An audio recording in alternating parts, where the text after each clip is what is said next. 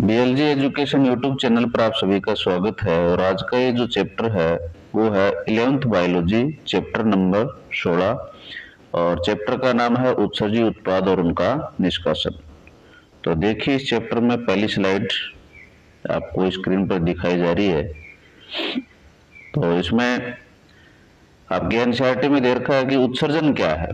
तो उत्सर्जन की पूरी डिटेल अपन देखेंगे। परिभाषा देखिए, शरीर में उपापचयी अपशिष्ट होते हैं ना, जो मेटाबॉलिक वेस्टेज होता है, जैसे सेल वगैरह काम करती हैं, काम करने के बाद में जो अपशिष्ट बचता है तो वो किस रूप में होता है? नाइट्रोजन युक्त होता है। वो मुख्य रूप से नाइट्रोजन युक्त पदार्थों को बाहर निकालने की प्रक्रिया क्या कहलाएगी?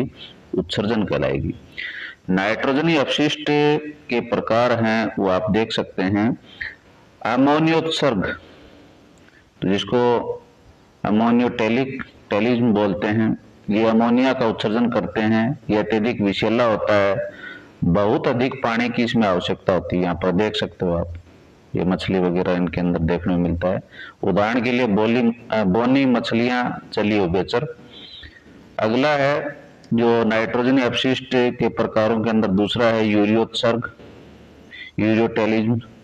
तो यूरिया का उत्सर्जन करते हैं, कम विषैला होता है। उदाहरण के लिए हम भी इसके अंदर आते हैं, स्तनधारी मनुष्य, समुद्री मछलियां। तो देख सकते हैं आप। यूरिक अम्ल उत्सर्जन, यूरिक एसिड का उत्सर्जन सबसे कम विषैला होता है। पानी की न्यूनतम आवश्यकता होती है। पक्षी, सरीसृप वगैरह हैं, कीट वगैरह हैं, वो इसका उत्सर्जन करते हैं। नेक्स्ट टॉपिक देखिए, ये नेक्स्ट टॉपिक है मानव उत्सर्जन तंत्र। मनुष्य के उत्सर्जन तंत्र में निम्नलिखित अंग शामिल होते हैं। देख सकते हो आप। देखो ये किडनी होगी आपकी, एक जोड़ी। फिर ये मूत्र वाहिनियां हैं, एक जोड़ी। ये मूत्राशय है, ये मूत्र मार्ग है। ठीक है, इनके बारे में देखो यहाँ पर दे रखा है, ये चित्र भी दिखा रखा है। तो एक जोड़ी वृक्क सेम के बीज के आकार के गहरे लाल रंग के, देखो रंग भी दिखाई दे रहा आपको। एक जोड़ी मूत्र वाहिनियां भी आपको नजर आएंगी। देखो वृक्क से मूत्राशय तक मूत्र ले जाती हैं। एक मूत्राशय पेशी थैली, जहां मूत्र अस्थायी रूप से जमा होता है। एक मूत्र मार्ग भी है, देखो इसमें जरा, जिसके द्वारा मूत्र शरीर से बाहर निकाला जाता है। नेक्स्ट टॉपिक देखिए, वृक्क की सूक्ष्म संरचना नेफ्रॉन। नेफ्रॉन देखो इसमें जो दिखा रखी है, ये किडनी का डायग्राम है। किडनी के अंदर नेफ्रॉन देखो किस प्रकार से कॉर्टेक्स मेडुला में स्थित होता है। देख सकते हो, ये मेडुला पार्ट है, ये कॉर्टेक्स पार्ट है। मेडुला के अंदर देखो इसके कौन कौन से पार्ट धसे हुए होते हैं, देख सकते हो आप। ये तो देखो ऊपर वाला पार्ट है, और फिर ये समिष्ट कुंडित नलिका, देखो समिष्ट कुंडित नलिका, और फिर दूरस्थ कुंडित नलिका, एल्ले का लूप। देखो एल्ले का लूप ये रहा, दिख रहा है। तो इस प्रकार से एडजस्ट है समिष्ट कुंडित नलिका, और आप देख सकते हैं इसमें दूरस्थ कुंडित नलिका, और ये लास्ट में संग्राहक नलिका हो जाएगी। तो देखिए नेफ्रॉन वृक्क की संरचनात्मक क्रियात्मक इकाई है। प्रत्येक वृक्क में लगभग 10 लाख नेफ्रॉन होते हैं। नेफ्रॉन के मुख्य भाग हैं मेलपिगियन काय या मेलपिगियन बॉडी, ग्लोमेरुलस और बोमेन संपुट से मिलकर के ये बना होता है ये पार्ट। समिष्ट संवलित नलिका, जिसको पीसीटी बोलते हैं, इसका मुख्य काम होता है पुनरावशोषण का मुख्य केंद्र है। पुनरावशोषण का क्या है? मुख्य केंद्र है। पुनरावशोषण का क्या है? मुख्य केंद्र है। और फिर एनले का लूप है। अवरोही और आरोही भुजा मूत्र को सांद्र करने में मदद करते हैं। अवरोही आरोही भुजा ये मूत्र को सांद्र करने में मदद करता है। दूरस्थ संवलित नलिका डीसीटी पानी और सोडियम का चयनात्मक अवशोषण करती हैं। ये देखो संग्राहक नलिका से जुड़ी हुई है। संग्राहक नलिका मूत्र को पेल्विस तक ले जाती है। ये सभी नेफ्रॉन इसी में खुलते हैं। नेक्स्ट देखिए स्लाइड के ऊपर अगला टॉपिक, इसमें देखिए मूत्र निर्माण की प्रक्रिया को समझाया गया है। देखो किस प्रकार से मूत्र वो बनता है। तो यहाँ पर देखो ये छड़ने का सारा सिस्टम दिखाया है। मूत्र निर्माण मुख्य रूप से 3 चरणों में होता है। गुच्छीय निस्यंदन, तो रक्त है ग्लोमेरुलस में छनता है, इसे अल्ट्रा फिल्ट्रेशन भी कहते हैं। ये ग्लोमेरुलस है, इसमें ब्लड आएगा निकलेगा, अभिवाही धमनी से आता है, अपवाही से बाहर निकलता है। इस प्रक्रिया को फिल्ट्रेशन में देखो ये आगे जा रहा है ब्लड छन करके। पुनरावशोषण में क्या होता है, फिल्ट्रेट में मौजूद 99% आवश्यक पदार्थ ग्लूकोज, अमीनो एसिड और पानी नलिकाओं द्वारा वापस रक्त में सोख लिए जाते हैं। तो समीप कुंडलित नलिका ये काम करती है। यहाँ पर श्रावण, तो हाइड्रोजन आयन और पोटेशियम आयन और अमोनिया जैसे आयनों को नलिका की कोशिकाओं द्वारा निस्यंद में स्रावित किया जाता है ताकि रक्त का पीएच और आयनिक संतुलन बना रहे। नेक्स्ट टॉपिक देखिए, मूत्र का सांद्रण कैसे होता है। देखिए ये चित्र दिखा रखा है यहाँ पे, ये आपका बोमेन संपुट है, इसमें ग्लोमेरुलस है, ये समीप कुंडलित नलिका है, ये इनले का लूप है, ये दूरस्थ कुंडलित नलिका है, ये संग्राहक नलिका है।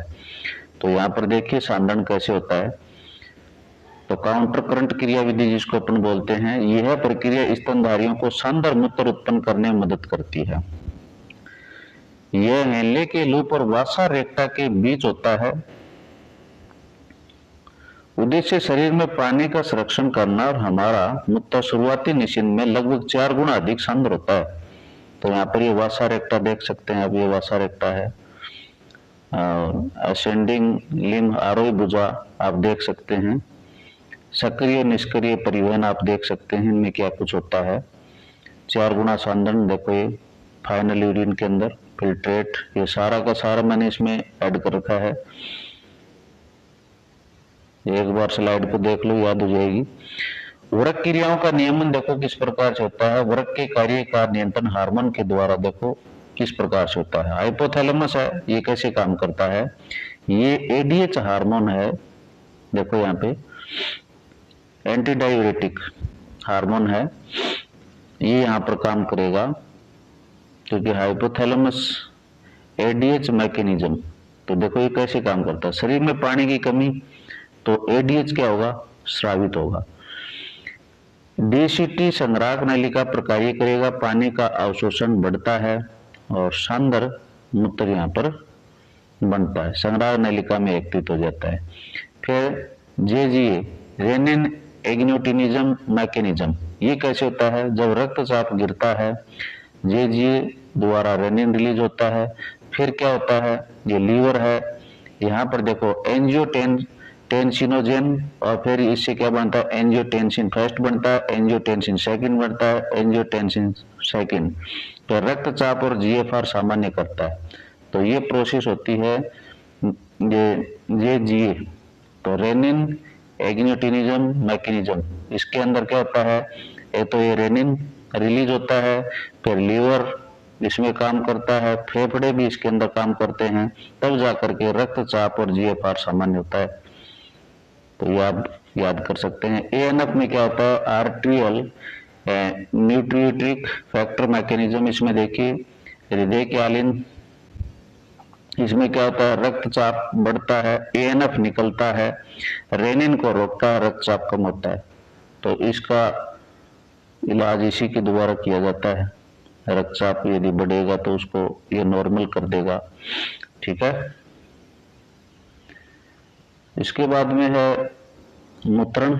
मूत्रण में देखो क्या होता है, मूत्राशय के भर जाने पर मूत्र को शरीर से बाहर निकालने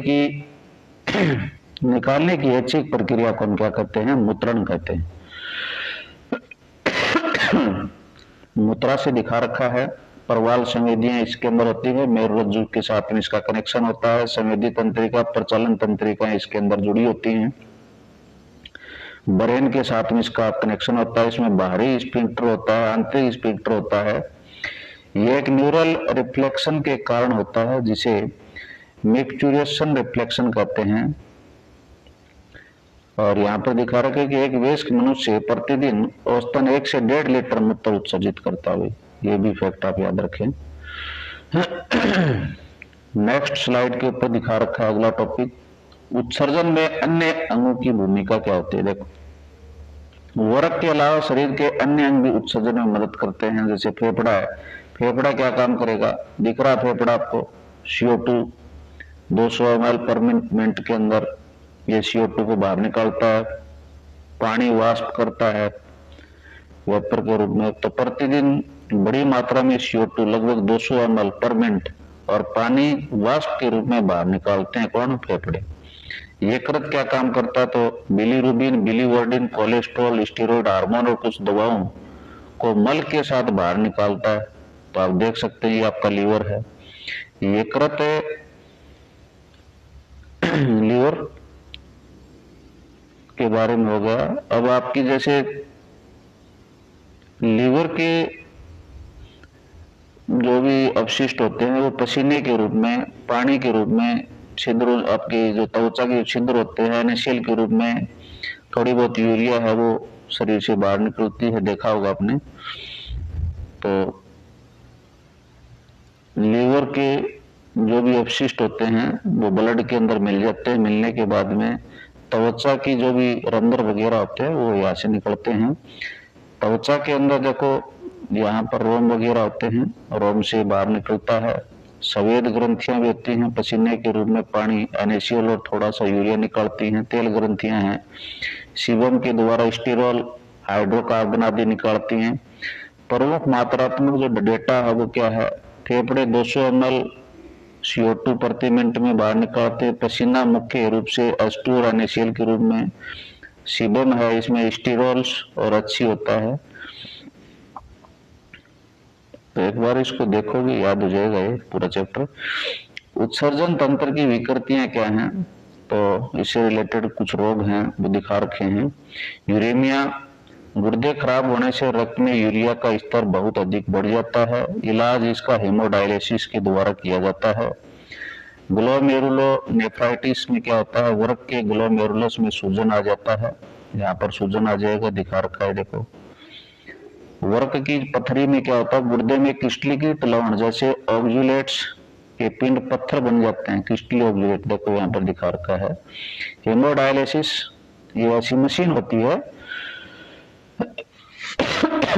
ऐसी मशीन होती है हेमोडायलिसिस। तो करते हैं रूप से क्या है, ब्लड के अंदर जो भी हानिकारक तत्व हैं, नाइट्रोजन वर्ज्य पदार्थ, उनको बाहर निकाला जाता है। तो कृत्रिम वृक्क द्वारा यूरिया को और हानिकारक तत्वों को शरीर से बाहर निकालने के लिए एक मशीन का प्रयोग किया जाता है। और ये चैप्टर आपका पूरा हो जाता है। तो मंजिलें उन्हीं को मिलती हैं जिनके सपनों में जान होती हैं। तो इसको भी आप थोड़ा पढ़ें। और ये चैप्टर कंप्लीट हो गया। इस चैनल को आप सब्सक्राइब कराएं, ज़्यादा से ज़्यादा लाइक करवाएं। धन्यवाद।